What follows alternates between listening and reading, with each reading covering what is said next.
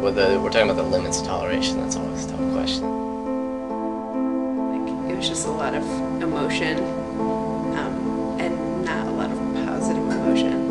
It's a lot of rage.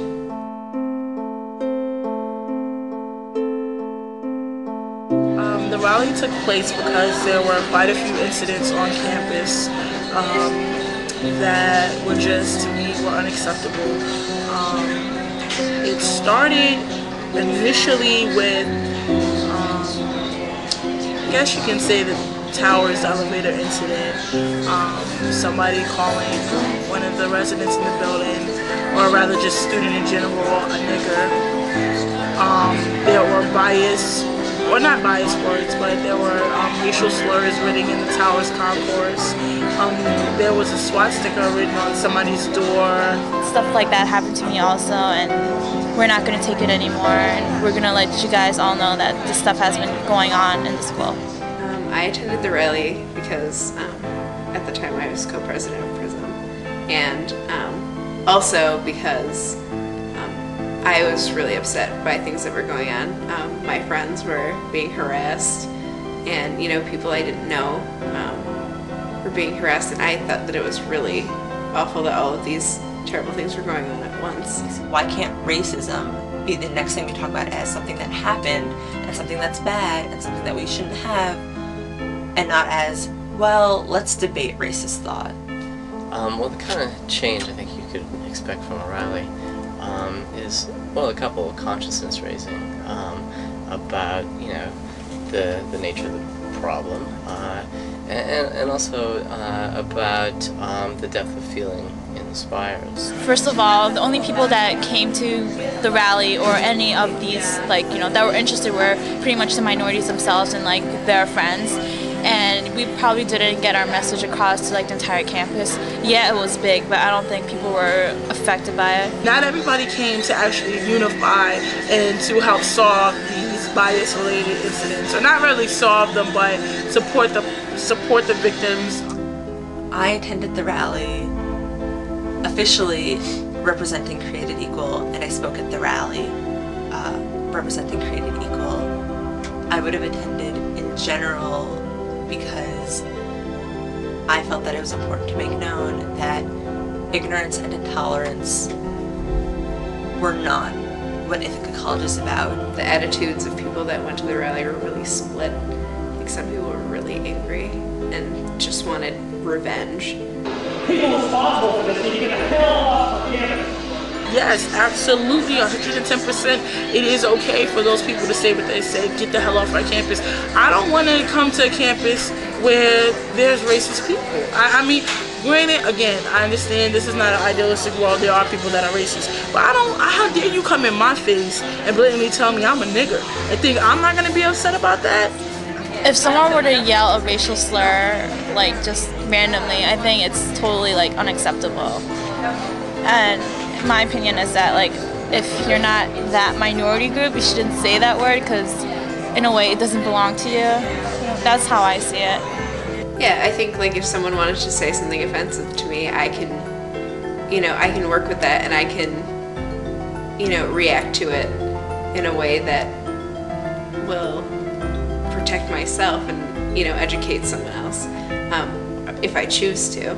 Or I could choose to react negatively to it. Oh, you guys all look the same. You're a cracker. The essence of our First Amendment protections are to support the sort of democratic dialogue that's important to good governments. But screaming racial epithets at another person isn't really a contribution to dialogue.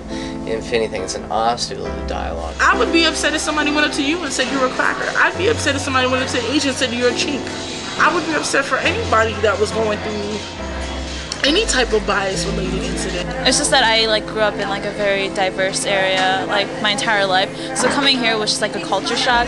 But those individuals that were doing these hateful things, I guess, I just want to be you know what, I sucked it up and dealt with it. I adapted, why can't you adapt, kind of thing. That's, people being angry with us because we're gay and we're black, and and if we're just going to be angry right back at them, it's not going to solve anything. like that, yes, what would Jesus do? I don't think he'd say, get the hell out of my face, but we're human. And I think that was a really pure human reaction to what was going on. And that's how we felt, that we all, I can honestly say, I can speak for everybody when I say that's exactly how we felt. Get off of our campus. It's very ironic. Yeah, I hate hate. And I guess there is an irony in that. And I have to admit, I mean, there were some rhetorical excesses, right? I mean, I particularly dislike the phrase, and I can't remember how often it was used, that we should fight racism by any means necessary. No, let's fight it by nonviolent means, right? I think that faculty should be educated and they should be sent to some sensitivity training, because I've heard so many of my friends and minorities that told me stories about what the faculty has said that were really ignorant. I don't think that you can place a lot of blame on the faculty, because I think that, they can only do so much. I'm one faculty member. I don't know what all of my other faculty member colleagues are doing or are not doing, as the case might be.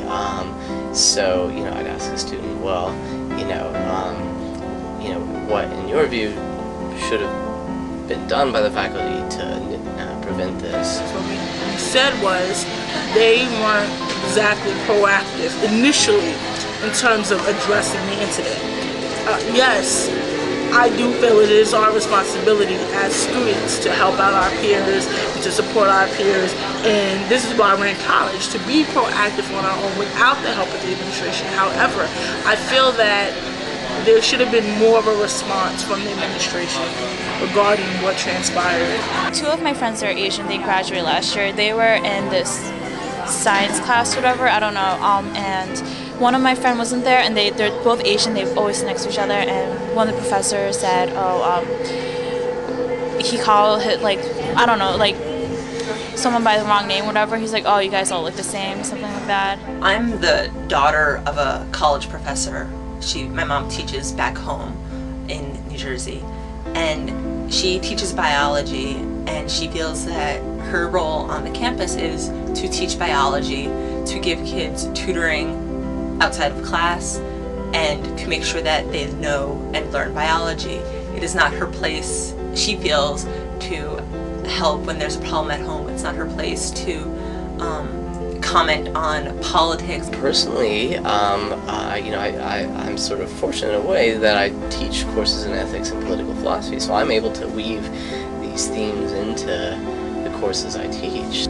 Coming from that type of environment, I totally understand how professors may not want to comment and may not want to take on a more personal role, because it could potentially blur that line between teacher and student.